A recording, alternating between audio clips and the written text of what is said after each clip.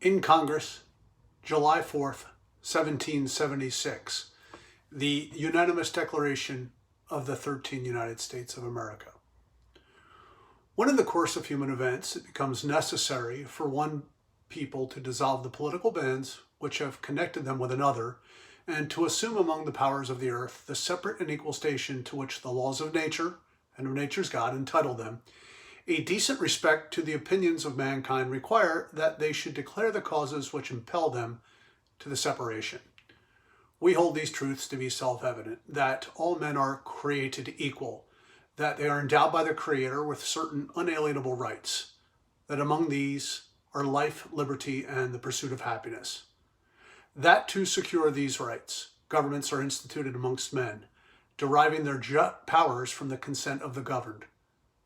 That whenever any form of government becomes destructive of these ends, it is the right of the people to alter and to abolish it, and to institute new government, laying its foundation on such principles and organizing its powers to such form as to them shall seem most likely to affect their safety and happiness. Prudence indeed will dictate that governments long established should not be changed for light and transient causes, and accordingly, all experience hath shewn that mankind are more disposed to suffer, while evils are sufferable, than to right themselves by abolishing the forms to which they are accustomed. But when a long train of abuses and usurpations, pursuing invariably the same object evinces a design to reduce them under absolute despotism, it is their right, it is their duty to throw off such government and to provide new guards for their future security. Such has been the patient sufferance of these colonies, and such is now the necessity which constrains them to alter their former systems of government. The history of the present King of Great Britain is a history of repeated injuries and usurpations, all having in direct object the establishment of an absolute tyranny over these states. To prove this, let facts be submitted to a candid world. He has refused his assent to laws, the most wholesome and necessary for the public good. He has forbidden his governors to pass laws of immediate and pressing importance unless suspended in their operation till his assent shall be obtained.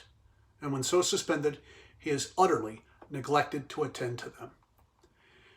He has refused to pass other laws for the accommodation of large districts of people, unless those people would relinquish the right of representation in the legislature, a right inestimable to them and formidable to tyrants only. He has called together legislative bodies at places unusual, uncomfortable, and distant from the depository of their public records, for the sole purpose of fatiguing them into compliance with his measures. He has dissolved representative houses repeatedly for opposing with manly firmness his invasions on the right of the people. He has refused for a long time, after such dissolutions, to cause others to be elected, whereby the legislative powers, incapable of annihilation, have returned to the people at large for their exercise, the state remaining in meantime exposed to all the dangers of invasion from without and convulsions within. He has endeavored to prevent the population of these states, for that purpose obstructing the laws for naturalization of foreigners, refusing to pass others to encourage these migrations hither, and raising the conditions of new appropriations of lands. He has obstructed the administration of justice by refusing his assent to laws for establishing judiciary powers. He has made judges dependent on his will alone for the tenure of their offices and the amount and payment of their salaries. He has erected a multitude of new offices and sent hither swarms of officers to harass our people and eat out their substance.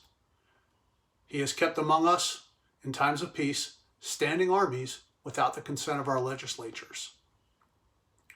He has affected to render the military independent of and superior to civil power.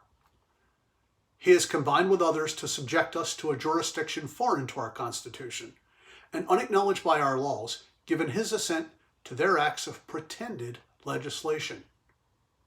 For quartering large bodies of armed troops among us, for protecting them by a mock trial from punishment from any murders which they should commit on the inhabitants of these states, for cutting off our trade with all parts of the world, for imposing taxes upon us without consent, for depriving us, in many cases, of the benefits of trial by jury, for transporting us beyond seas to be tried and pretended for offenses, for abolishing the free system of English laws in a neighboring province, establishing therein an arbitrary government and enlarging its boundaries so as to render it once an example and fit instrument for introducing the same absolute rule into these colonies, for taking away our charters, abolishing our most valuable laws, and altering fundamentally the forms of our government, for suspending our own legislatures and declaring themselves invested with power to legislate for us in all cases whatsoever. He has abdicated government here by declaring us out of his protection and waging war upon us. He has plundered our seas, ravaged our coasts, burnt out our towns, and destroyed the lives of our people.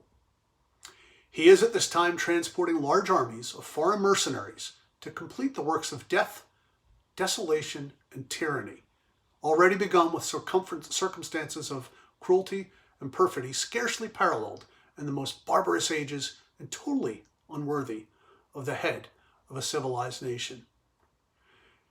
He has constrained our fellow citizens taken captive on the high seas to bear arms against their country, to become the executioner of their friends and brethren, or to fall themselves by their hands.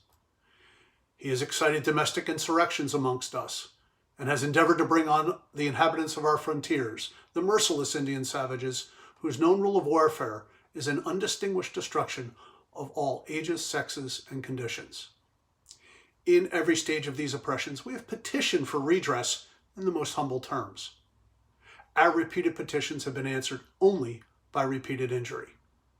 A prince whose character is thus marked by every act which may define a tyrant is unfit to be the ruler of free people. Nor have we been wanting in attentions to our British brethren. We have warned them from time to time of attempts by their legislature to extend unwarrantable jurisdiction over us. We have reminded them of the circumstances of our emigration and settlement here. We have appealed to their native justice and magnanimity, and we have conjured them by the ties of our common kindred to disavow these usurpations, which would inevitably interrupt our connections and correspondence. They, too, have been deaf to the voice of justice and consanguinity. We must, therefore, acquiesce in the necessity which denounces our separation and hold them, as we hold the rest of mankind, enemies in war, in peace, friends. We, therefore, the representatives of the United States of America in General Congress assembled, appealing to the Supreme Judge of the world for the rectitude of our intentions, do, in the name and by authority of the good people of these colonies, solemnly publish and declare that these united colonies are, and of right ought to be, free and independent states. They are absolved from all allegiance to the British Crown, and that all political connection between them and the state of Great Britain is ought and shall be totally dissolved, and that as free and independent states, they have full power to levy war, conclude peace, contract alliances, establish commerce, and to do all other acts and things which an independent states may of right do. And for the support of this declaration, with a firm reliance on the protection of divine providence, we mutually pledge to each other our lives, our fortune, and our sacred honor.